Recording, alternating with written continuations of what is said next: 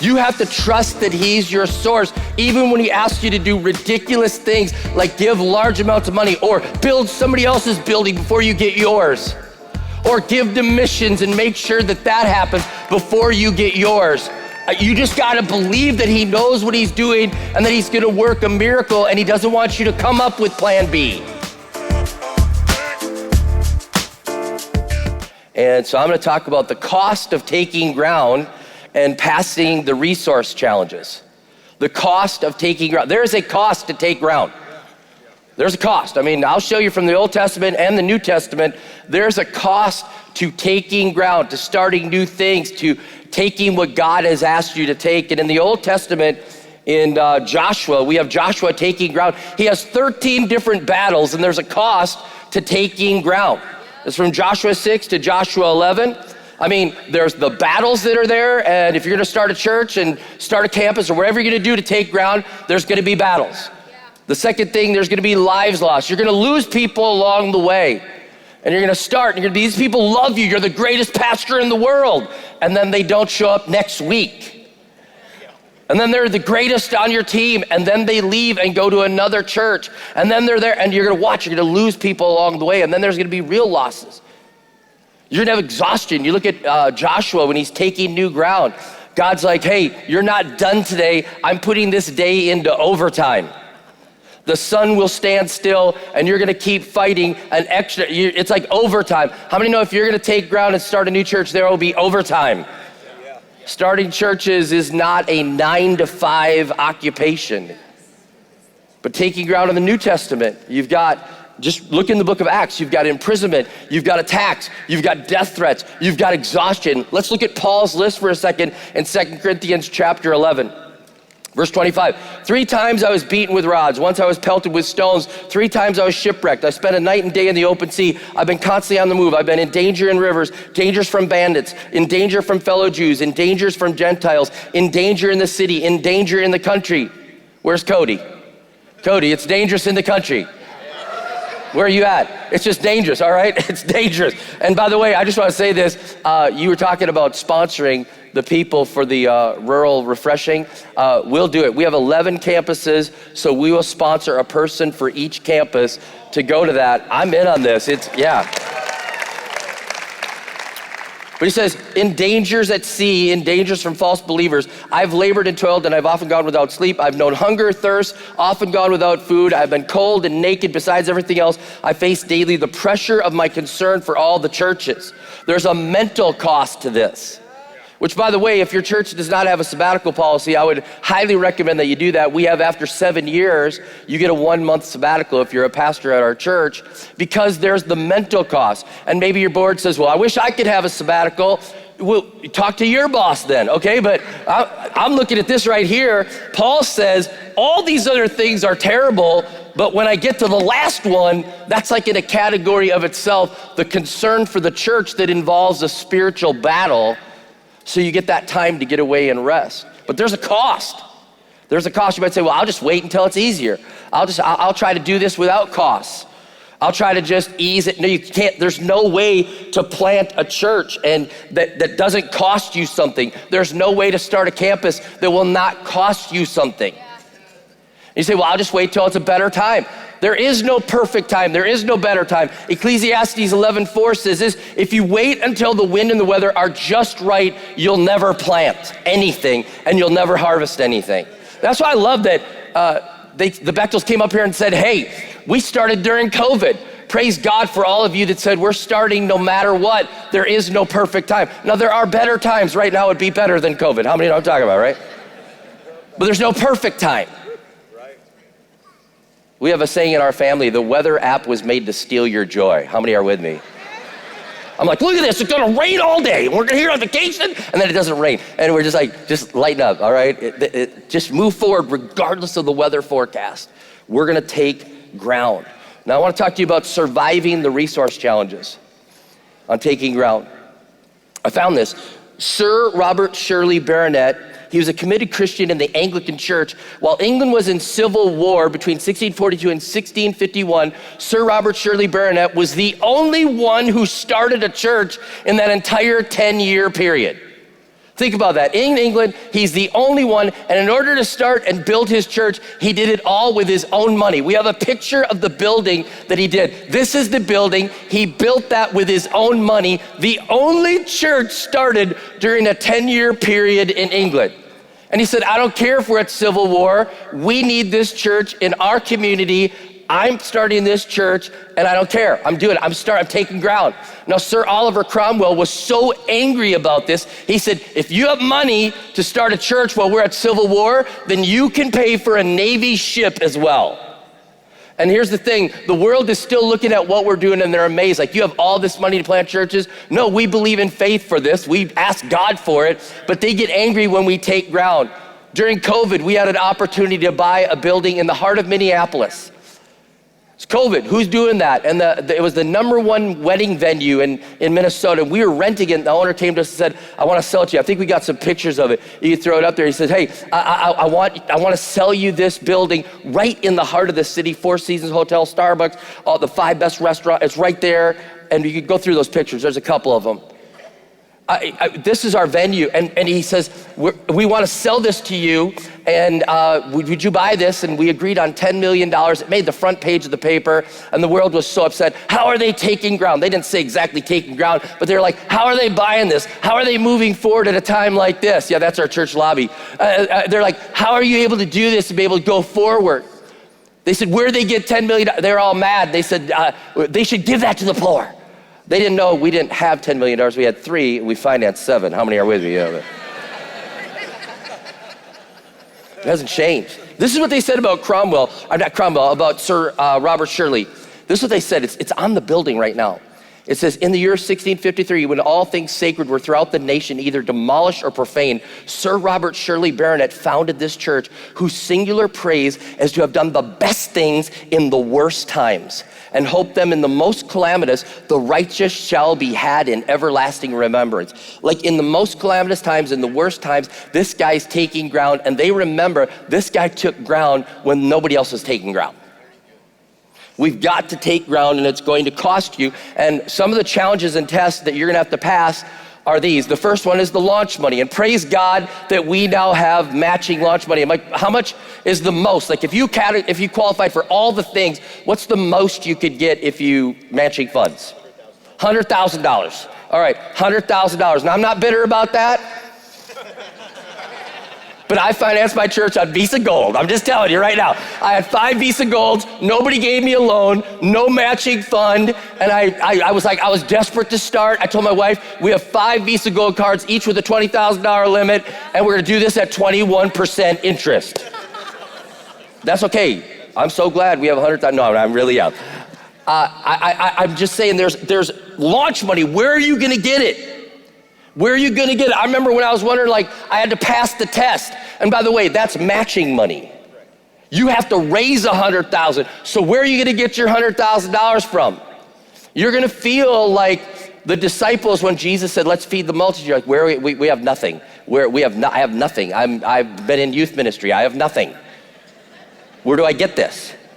I thought every church in the world would love to start our church. I was wrong. I went to the first one though. The first one gave me $5,000. I went to the biggest church in the district. I was like, I'm gonna go to them. I said, hey, we're gonna start a church. They said, all right, here's $5,000. I thought, great start. I went to the second church. I said, hey, you're the second biggest church in the district. You know, I really was hoping you could give. And they gave 5, and what'd you give? And he goes, hey, we just bought cameras for our church. We got no money. You get nothing. I was like, oh. I go to the third one. He goes, hey, I'm not gonna give you any money, but I'd like to buy you a loaf of bread and give you this Jesus video. He goes, they've been showing this Jesus video around the world and starting churches in Africa. It could work in Minnesota. I'm like, no, it won't. I need money. I don't need the Jesus video, you know? I went to the fourth AG pastor. I said, hey, we're starting a church. We're trying to raise some money. And he goes, it's hard. Don't do it. Don't do it. It's really hard. He goes, you should be my youth pastor instead. That's what you should do. You should not just join my team. I'll pay you right away. You're going to get nothing. You got to pass that test.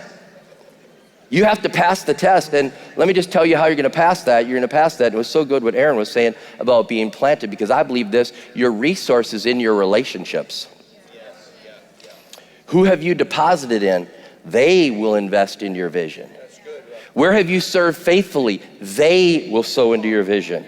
Think about the miracle in 2 Kings chapter 4 with Elisha. He says to the lady, go to your neighbors. Who do you know that will give you a vessel that God could fill?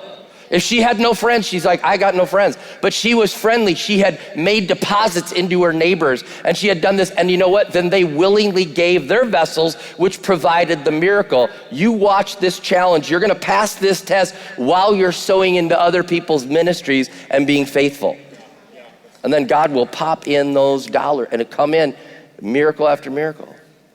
Another challenge that you'll face in the resource challenge is, who's your source? Who's your source? Because God will give you people that have means and they will pay for things, and all of a sudden you're like, oh, that's so good. The money's going up and I'm so glad this family joined us, or these families have joined us. And right then you're gonna step out in faith and you're gonna hire your youth pastor who's been working at Chick-fil-A, and you're gonna hire him now. You can quit serving chicken and come on, join us, and you're gonna be part of this. And all of a sudden those big givers are gonna quit. I guarantee you, as soon as you step out in faith and make a bold move like that, the big givers quit. Because you have to pass the test of who's your source with the resources. Because you start looking to people because you know you need money, and you start looking to them, and then God just yanks them away. I can't tell you how excited I am when a church planter calls me and he says, our biggest giver quit. And I'm like, awesome. You're about to pass the test. Who's your source? And I think about Gideon. Gideon, like, he starts out testing God, like, God, if you're really in this, do the fleece dry, wet, do the thing. We say, God, if you're really in this, let me get a big financial gift. And he does. And then all of a sudden he goes, now I'll test you. I'm gonna take away your resources. You're gonna go from 32,000, to 10,000 to 300. Who's your source? Who wins your battles for you? That's what God does. You have to pass the test, and they're over and over. There's more and more. You have a test sometime that you're gonna have to pass, which is the math test. The math test, what's that? You just start doing the math to try to solve your problems. You just start doing the math, and you start doing almost like David did in 1 Chronicles 21. You start numbering the people. You say, there's 300 people here, and if each family did this, if each individual gave $2,000, we could get the money. You start, if everybody did the same, and you start mathing your way to your miracle. I got news for you. God doesn't do math, he does miracles. But you gotta pass the math test. And we say at our church, don't do the math, do your part. Don't do the math, do your part. Whenever we're doing a big offering, we say, don't do the math, people. Whatever God's called you to give that amount, because everybody can't give the same. Don't do the math, do your part. These are all tests that you have to keep passing over and over and over again. There's the when you're broke test. You get broke, you're starting out and you're doing things and things are going amazing, and all of a sudden you're broke. And I think about what Proverbs 23:5 says, riches fly away, they don't always last. I mean, they sprout wings and they go away. There's been times that I thought, we have all the money, and then we didn't have the money, and everything was trending up, and then this happened, and then this changed, and then you're just like, where is it I've had to hold my paycheck 10 times taking ground. 10 different times where we didn't have enough offering to cover even my paycheck. And so I took my emergency fund, praise God, Dave Ramsey, and I took my emergency fund and I slid it over into my checking so that I could live that week. And I prayed like crazy that God would make our offering next week big enough that I could actually cash my check. We didn't have money. We didn't have money. In 2008, we were broke. I mean broke, not the global financial crisis. We were broke. I had to stand in front of the church and say, we're minus 400,000. We have disconnect notices. I don't even know if we can make it right now. And I said, let's vote today if the church is gonna stay open with an offering. We were broke. And I said, if the church gets a great offering today, we'll stay open. If it doesn't get a great offering, we'll just close up shop. I'll sell everything and I'll go work for my friend who fronted me some money right now just to stay open. And the church that day gave a triple offering and we stayed open. You gotta pass, do you know how that was standing in front of the church? I mean, I'll remember, it was in February, I'm standing, we're broke. There's mismanagement on the money. We're broke. We have nothing. We've got to figure this out. And I'm standing there like expressing that to them. I was broke going into COVID. Our CFO at the time, he told me that we had 2.5 million in savings. And on December of 2019, our CEO at the time, I said, hey, we just had an audit. They said the 2.5 million is not there. He's like, well, I was hoping it was. Hope? I mean, I said, because it's not there, is it? He's like, it's not there. I said, yeah, you're fired. Right in my elder meeting, I just fired me, and he packed up, he said, I wish I'd have done a better job. And then he walked out. I was like, I did too. I wish you'd done it. And then COVID hit.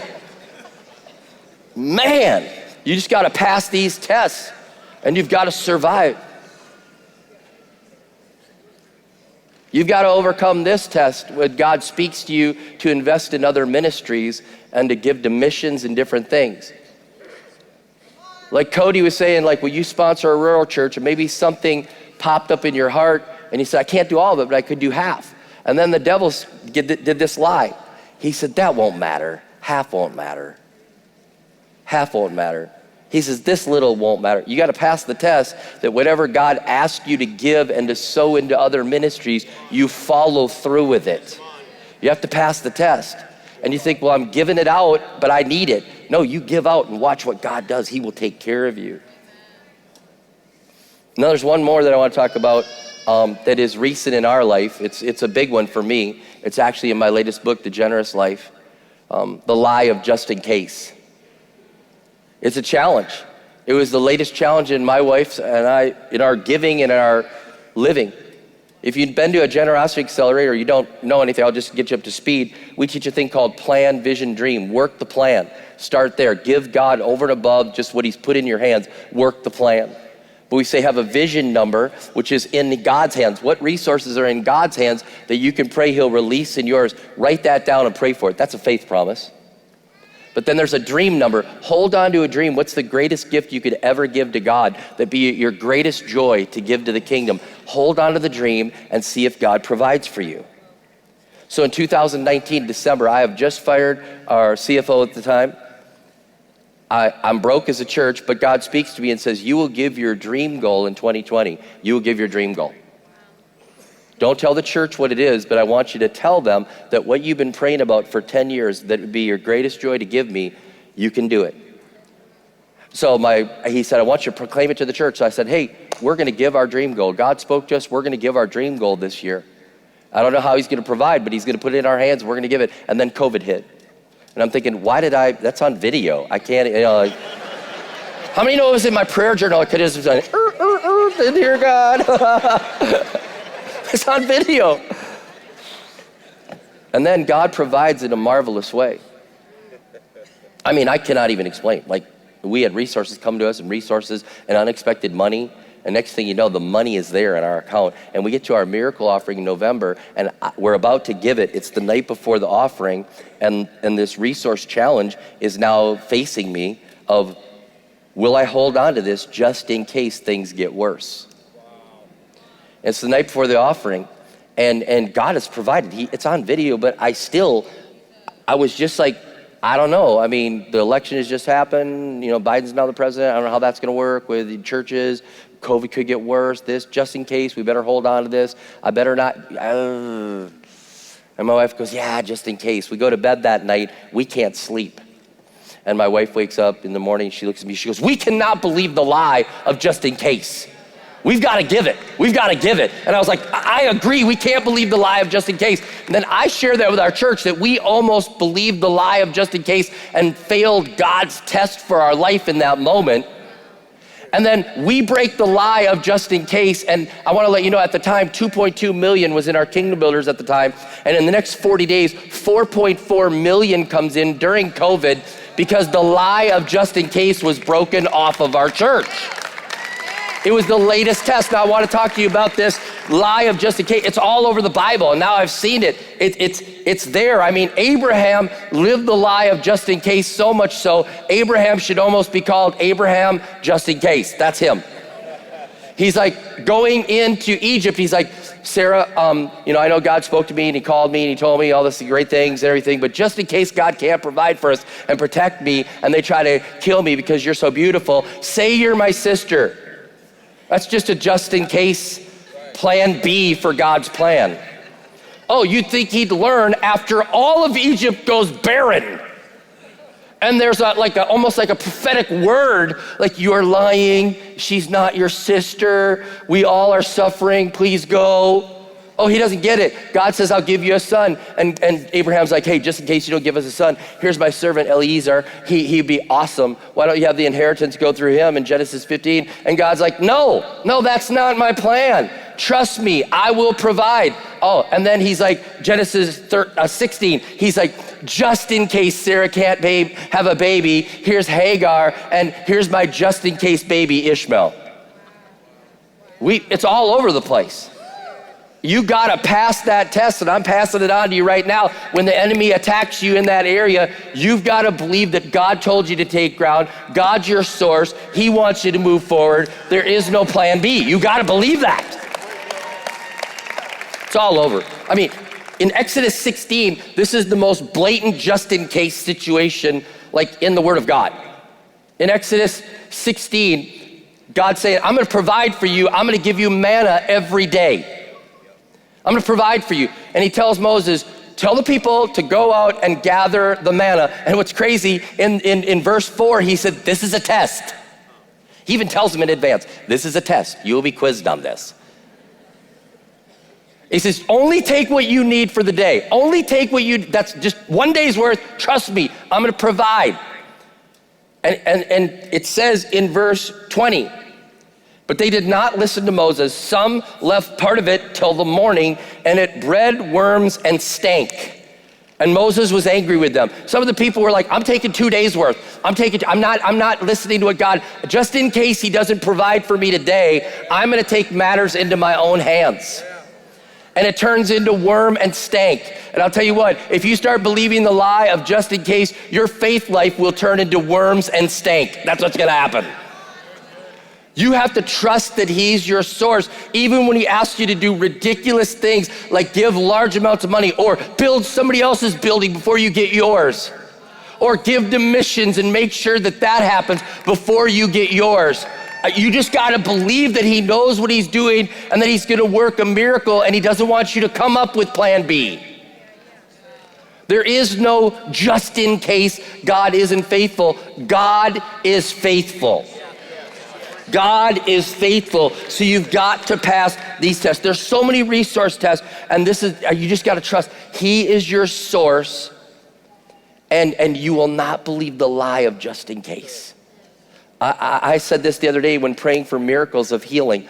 I'd rather pray in faith, believing that God's gonna do it, and be surprised that he didn't, than go into one prayer of faith and healing with a tinge of doubt that he's probably not gonna do it. I refuse to live in the doubt world of God can't do miracles. I have to figure it out. I'm not gonna believe this lie of just in case. I'm gonna trust that he's my source. You will face these things. It will be harder than you ever thought, but it'll be so worth it. We cannot hold back. I'll close with this thought. God spoke to Joshua and he said, take ground. And he's like, be strong and courageous. It was almost like he's saying, there's lies that are gonna attack you. Don't believe them, don't believe them, don't believe them. My word is true, there is no plan B. There is no plan B. We need more churches. There's only one name whereby they must be saved. There is not just like good people get in. This is it. We really, really believe this. So I'm praying right now that you would not believe the lie of just in case, that you understand you're gonna have to pass these resource challenges, and that you will build on the stories of others and the faith of others, and you'll build on this. You'll understand there's more where that came from. Don't let any of these things stop you from taking ground in Jesus' name.